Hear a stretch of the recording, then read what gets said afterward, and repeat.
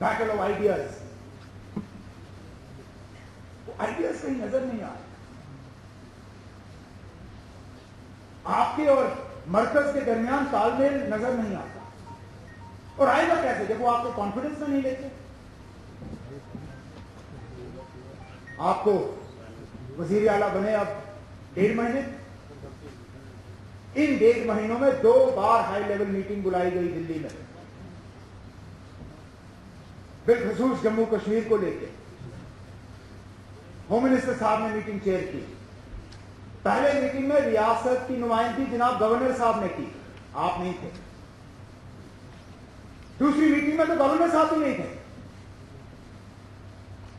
और बाहर आके कहा कि हमने इन डेप्थ रिव्यू लिया जम्मू कश्मीर के सूरत हाल का। इन डेप्थ सूरत हाल का रिव्यू लिया तो कहीं तो हमारी रियासत की हुकूमत का वहां पे कोई नुमाइंदा होना चाहिए था। आप ना सही, आपका कोई सीनियर मिनिस्टर, और इसलिए कॉन्ट्रडिक्टरी सिग्नल्स।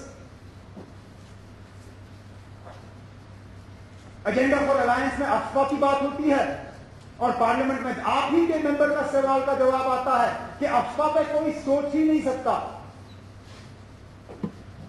न नॉर्थ ईस्ट से न जम्मू कश्मीर पे अफवाह पे उठाने पे हम कहीं सोच भी रहे हैं, तो फिर एजेंडा फॉर अलायंस में क्या उसको लाना। एजेंडा फॉर अलायंस में आप पावर प्रोजेक्ट्स की बात करते हैं,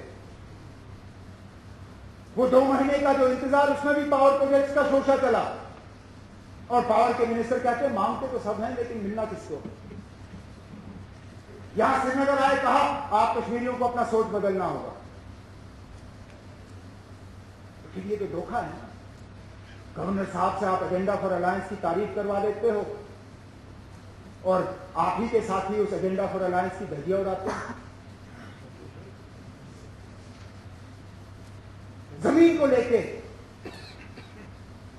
कोई क्लैरिटी नहीं, और फिर आप स्पोक्स पर्सन के पीछे छुप जाते।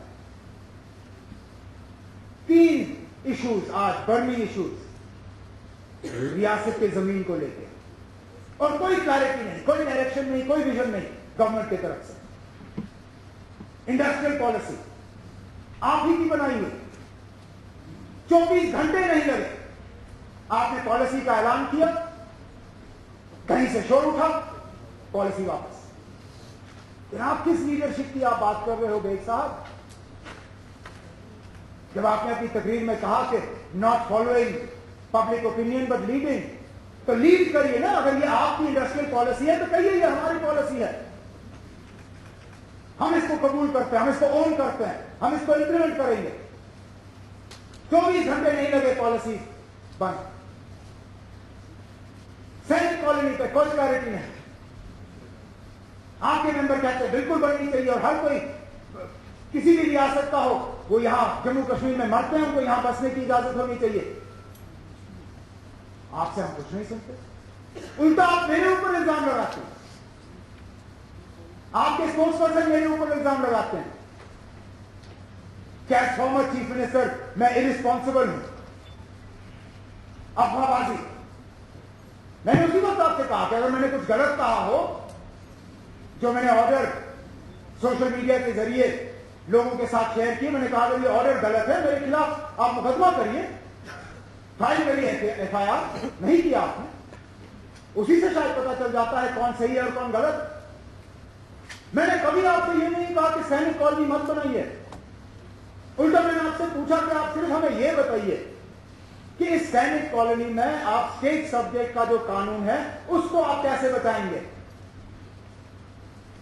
एक नॉन स्टेट सब्जेक्ट एंटिटी को आप ये जमीन कैसे ट्रांसफर करेंगे, और उसके बाद आप कैसे इंश्योर करेंगे कि जो अल्टीमेट बेनिफिशियरीज हैं वो स्टेट सब्जेक्ट होंगे या नहीं।